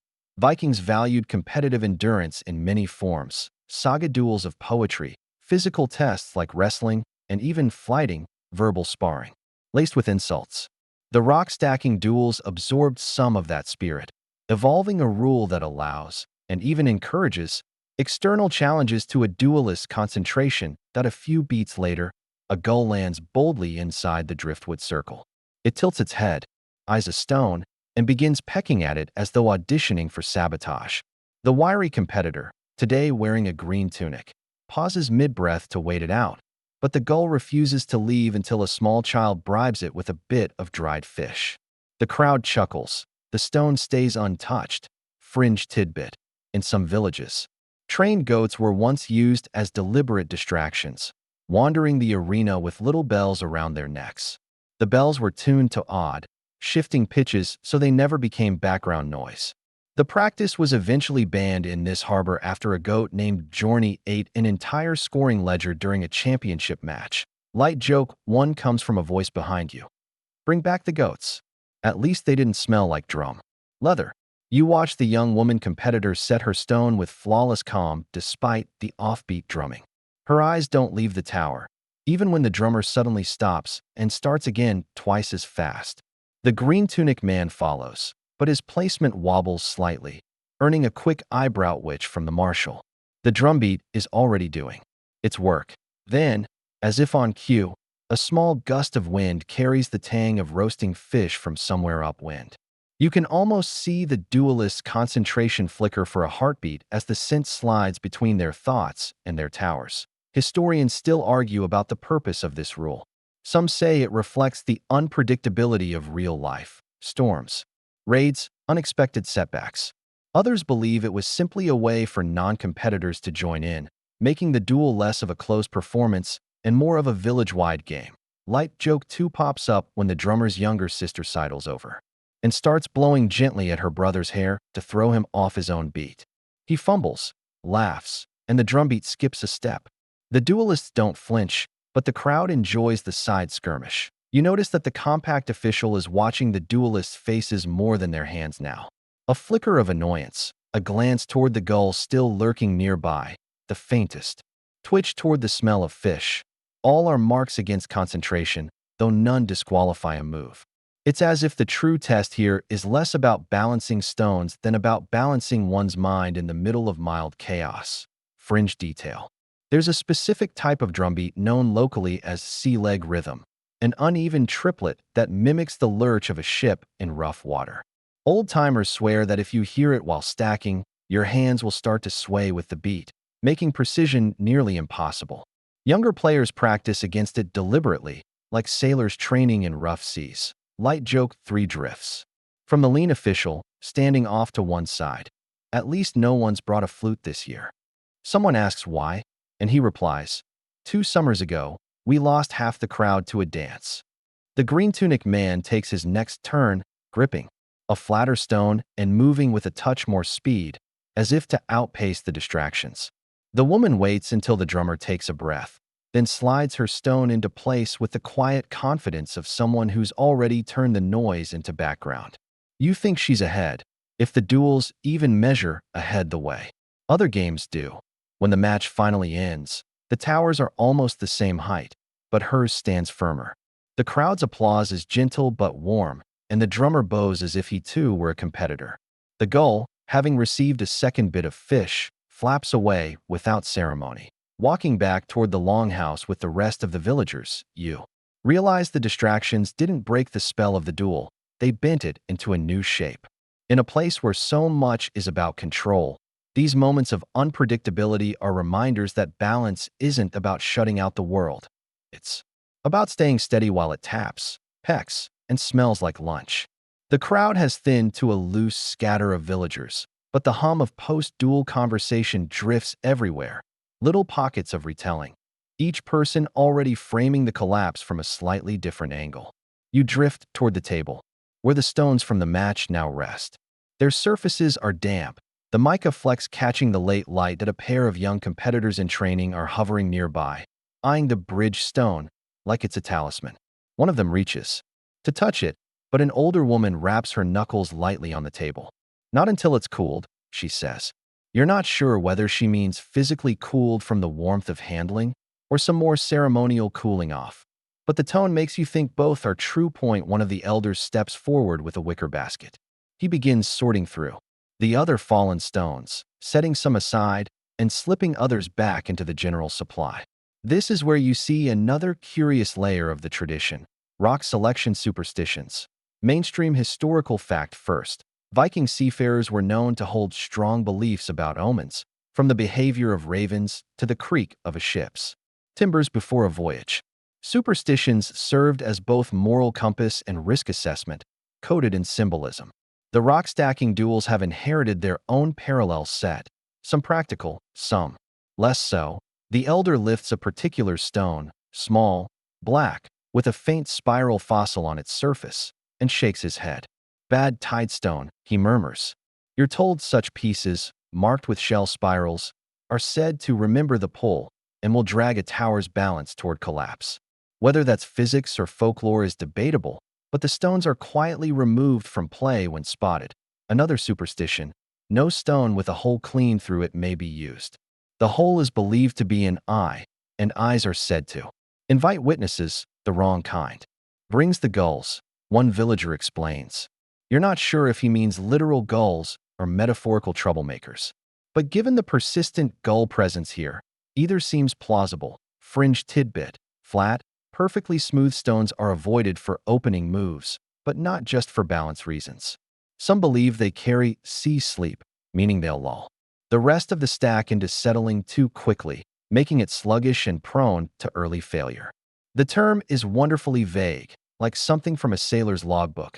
Day 14, crew afflicted with sea sleep. Historians still argue whether these rules arose organically from trial and error or if they were tacked on to make the duels feel more mystical for visitors. The earliest written references to the superstitions appear in a 14th century merchant's account, but even that text complains about the local habit of rejecting fine stones for reasons no sane man can name. Light. Joke 1 comes when a boy holds up a heart-shaped pebble and asks if it's lucky. Only if you give it away, the elder says, without looking up. The boy slips it into his pocket anyway. The elder's sorting continues.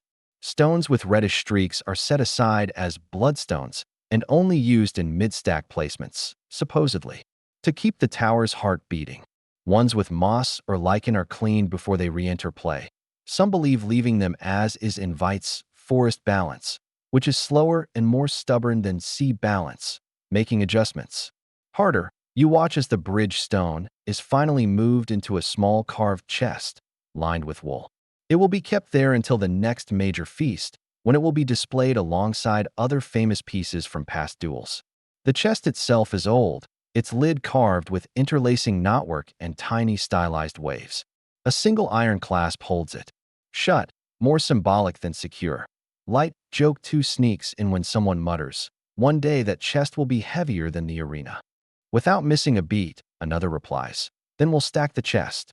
It's fascinating to see how much of the tradition is about the life of the stones outside the match itself. They are treated as characters, retired, honored, sometimes exiled. A cracked stone might be discarded without ceremony, but one with a memorable role in a collapse could be kept for decades. And yet, the whole process feels strangely practical under the layers of folklore. Removing uncooperative shapes probably does improve play, just as avoiding certain textures may help with grip and stability. Whether the villagers frame that as science or superstition seems less important than the fact that they agree on it. Light. Joke 3 comes from a fisherman watching the sorting. "If you're so picky," he tells the elder, "maybe you should stack fish instead." The elder replies, "Fish don't stand still long enough." By the time the sorting is finished, the sun has slipped lower, the light now amber and slanting. The last of the rejected stones are tucked away in a separate basket, carried off toward the shore. You're told they'll be returned to the sea in a quiet ceremony at low tide, a way of sending them home so they don't linger in the village with their supposed bad luck. You catch a final glimpse of the bridge stone chest being carried toward the longhouse, and you realize that for all the focus on stacking, much of the tradition's heartbeat lies in these little acts of choosing, keeping, and letting go. The next duel will have its own stories, but for now, this one's. Stones have found their place, whether in the chest, the baskets, or back in the water where it all began. The pause ends not with a trumpet blast or shouted command, but with the compact official simply lifting a single finger. Both duelists step back into the ring, their gazes fixed on their own stacks. You can feel the focus tightening again, as if the quiet itself is pulling them inward. But here's where you notice something odd. The wiry man reaches for a stone, hesitates, then looks, only for a fraction of a second, toward the compact official. She gives the tiniest twitch of her left eyebrow. He nods almost imperceptibly and chooses a different piece. You're watching one of the duel's strangest traditions. The secret penalty signals dot on paper. The rules say fouls must be called out clearly so the crowd can witness the judgment. In practice, the rulebook allows for, and some say encourages, a discreet method in which the marshal alerts a player to an infraction without breaking the duel's atmosphere. A dropped stone, an illegal fingertip adjustment, a breath that runs too long. These might earn a subtle signal instead of a public reprimand, at least for a first offense. That it's a curious balance between transparency and the almost sacred quiet of the contest.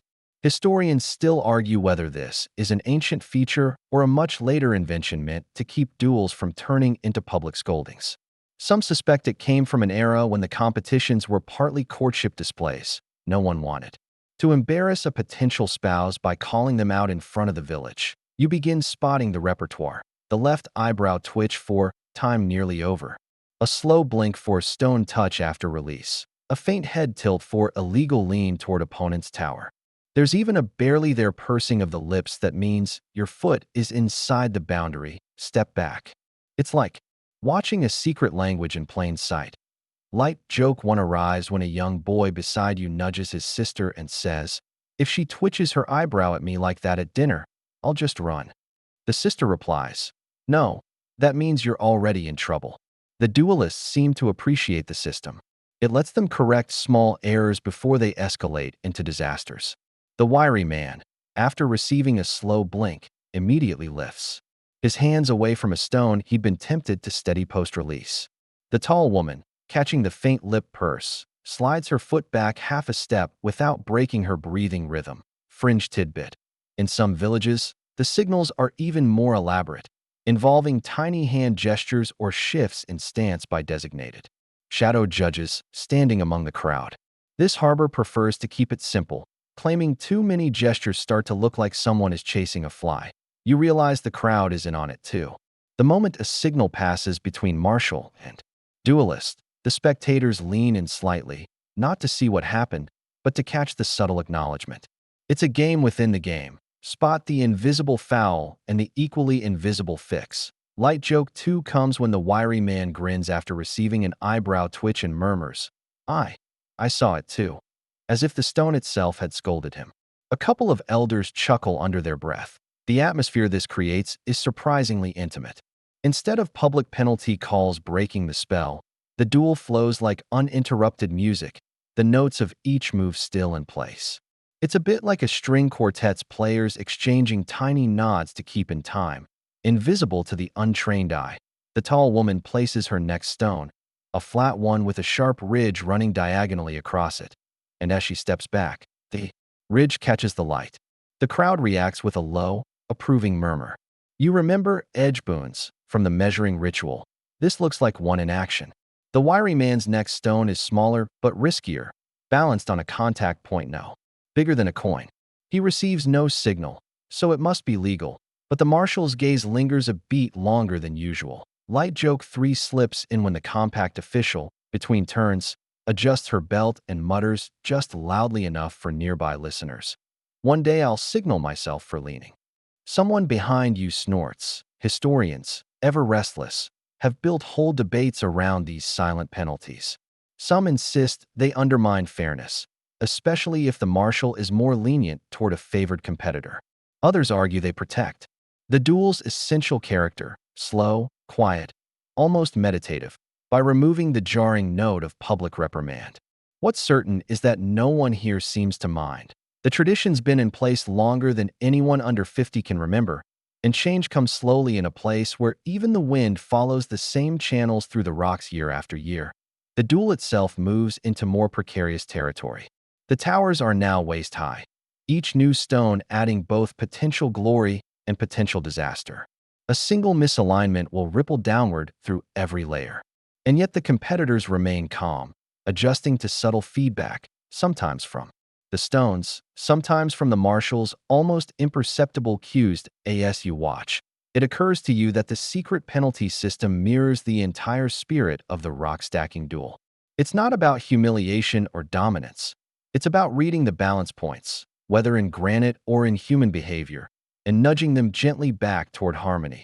And when the wiry man receives another eyebrow twitch, this time for standing too close to the driftwood ring, he grins at the crowd and takes a deliberate step backward, turning a quiet correction into a shared, if wordless, joke. The two duelists stand motionless on either side of the ring, the washed hands at their sides like calm anchors. The compact official raises one palm toward the crowd, fingers spread, then lowers it in a smooth arc, a signal that the first true phase of the duel is about to unfold.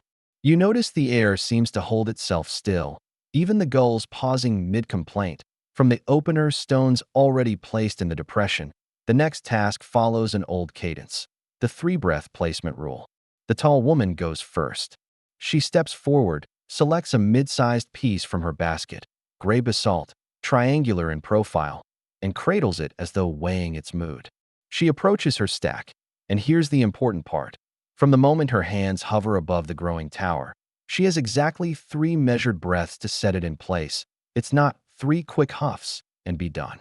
No, the breaths must be steady, drawn from the diaphragm, counted quietly by the marshal. First breath, positioning, adjusting angle, reading the tower's center of gravity. Second breath, lowering the stone toward its intended resting point.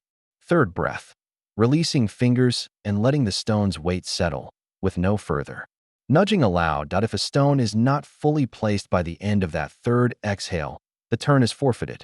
If it slips or falls during those breaths, the turn is still spent.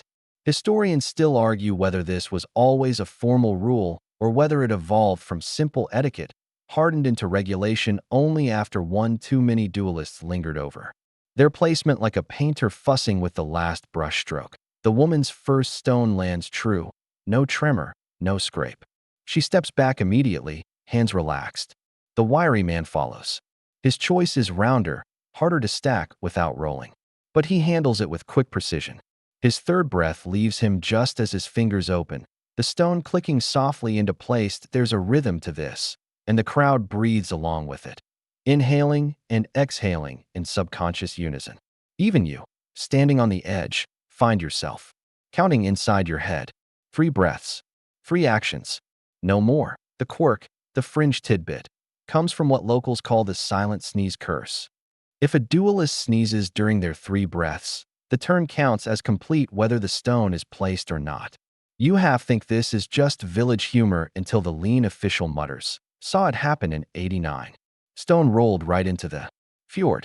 Light joke 1, delivered with the dryness of driftwood.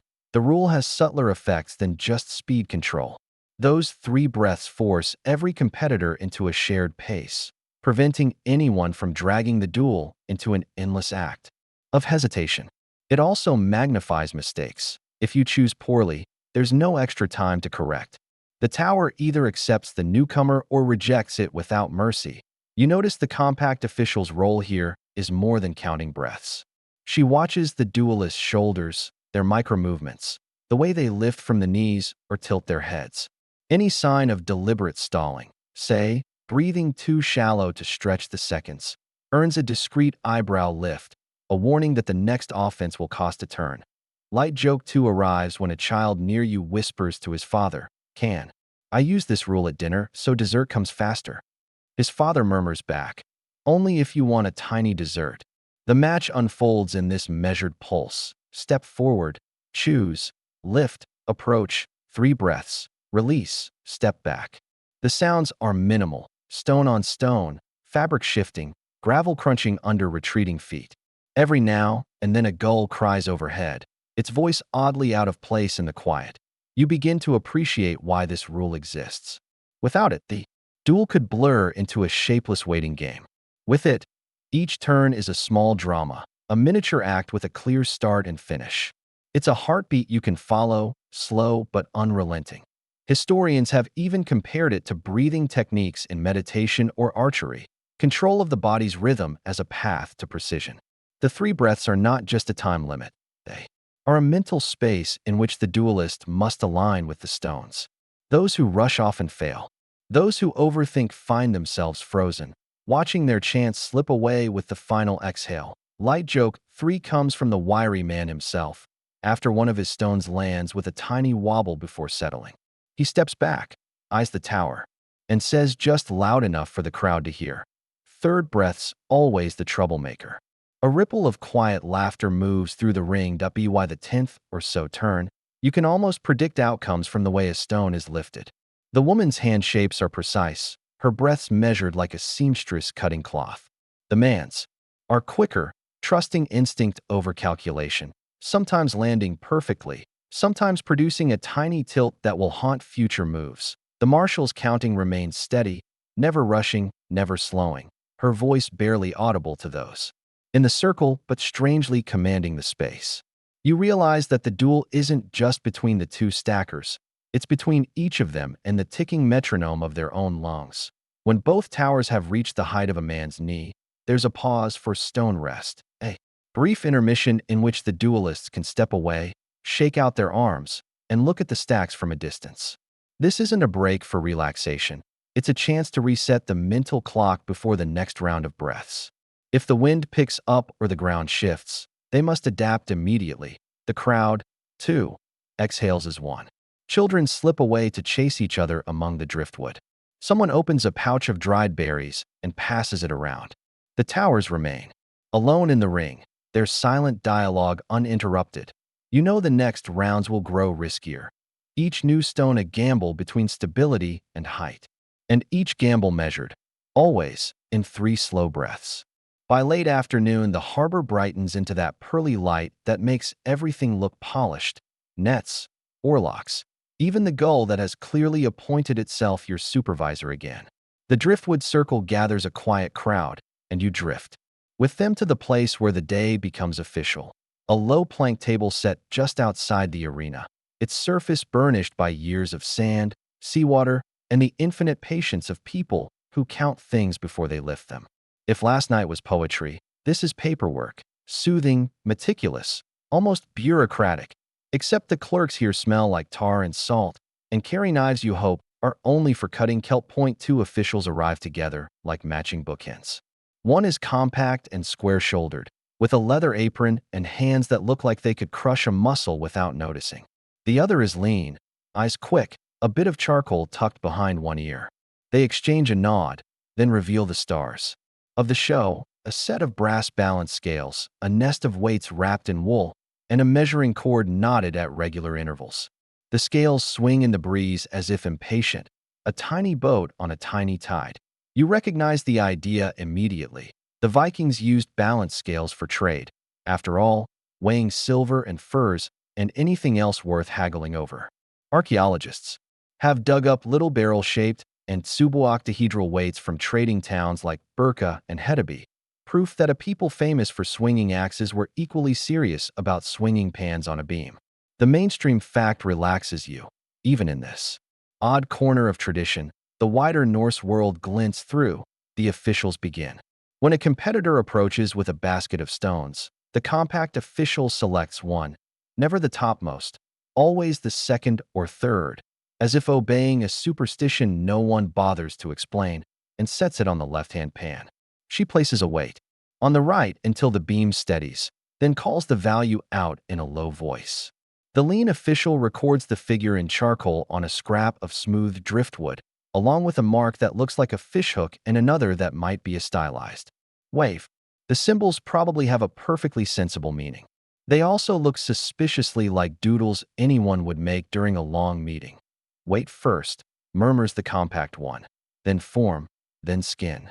You wonder if stones have skin until you see what she means, the outer texture. Some are polished smooth as seed pearls. Others are pebbled like the back of a sleeping seal. Each surface receives a glance, a fingertip pass, a listening tilt. Because yes, she tilts the stone by her ear as if waiting for it to whisper. You think of the poet again, the one who supposedly hummed to the stack, and try not to smile. The scale of seriousness here somehow accommodates both science and superstition, and neither looks out of place that a chord appears next. Hemp, oiled, supple, tied at intervals you suspect are finger spans. The lean official loops it around each stone's widest girth, then around its height from the natural base that the stacker claims. If there's a slope, they note it. If there's a ridge, they turn the stone until it becomes a feature instead of a flaw. You learn a new phrase, edge boon, which is what they call a ridge that creates an anchor point for the next stone. You make a mental note to use edge boon the next time you try to justify owning another kitchen gadget. A boy you saw practicing this morning hovers nearby, breathless with questions. What if a stone is too light, he asks. The compact official doesn't look up. Then it teaches humility, she says, and the crowd chuckles. There's your first light joke from the arena's own HR department for gravel. More stones come forward. A pale granite wavers the beam. A dark basalt steadies it in a decisive clunk. When a contestant offers a flat, perfect oval, so temptingly stackable your hands itch, the compact official pauses, then shakes her head. Not for primary placement, she says, and sets it aside in a bowl marked with a carved rune that resembles a tiny doorway. You file that away, knowing the outline promised a future debate about flat stones. For now, it's just a house rule.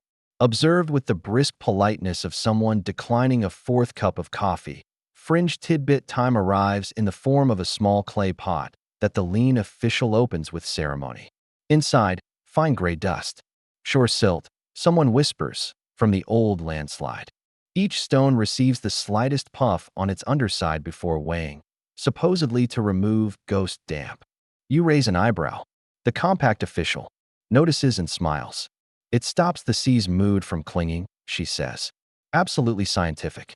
Also absolutely cozy to believe. Historians still argue whether this measuring ritual descends from formal trade practice or from a later revival that dressed a simple game in fussy gravitas. The lean official remarks to no one in particular. He doesn't stop writing as he says it, which makes the line feel less like an argument and more like weather.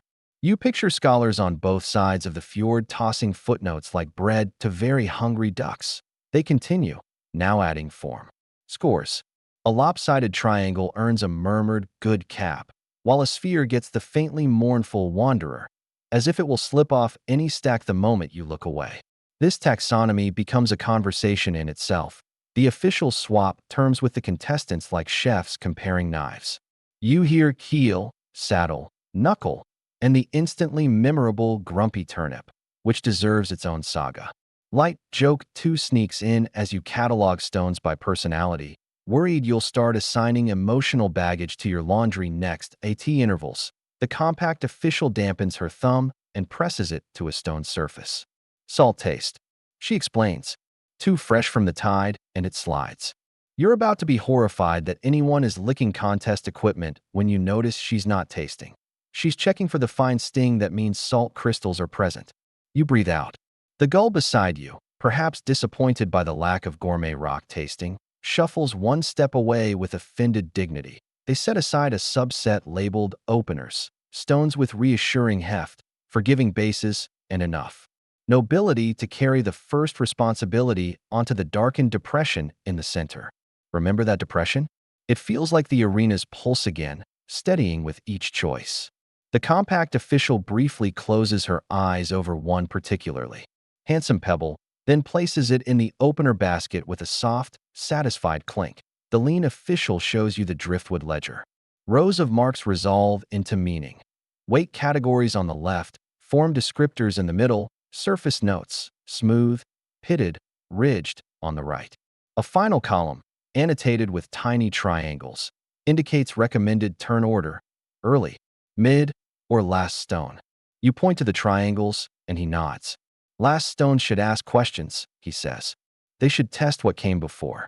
It's a sentence so calm you want it on a pillow, somewhere behind you.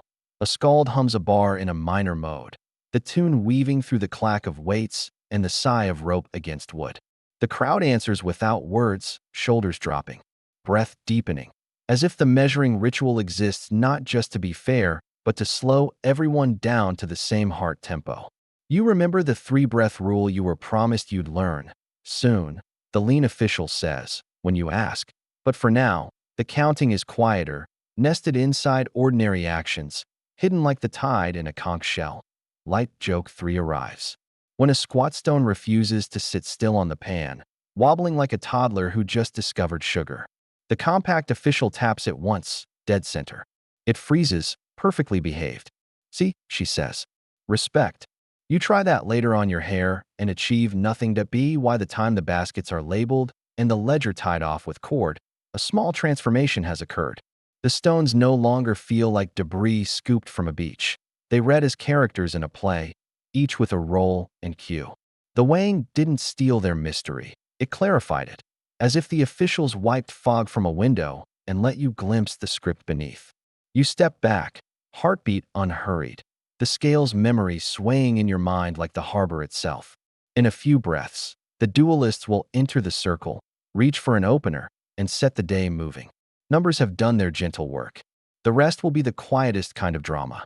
The morning after, you find yourself following the same path toward the shoreline, guided more by curiosity than any sense of belonging.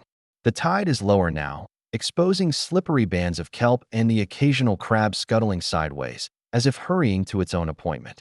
The mist has lifted, revealing jagged headlands that cup the harbor like the palm of an enormous, calloused hand. The arena, if you can call it that, looks different in daylight. Without the soft haze of evening, you can see the details. The driftwood logs forming a loose boundary are sun-bleached and etched with names, dates, and crude little carvings of longships. Some of these inscriptions are recent enough that you can trace them with your fingertip.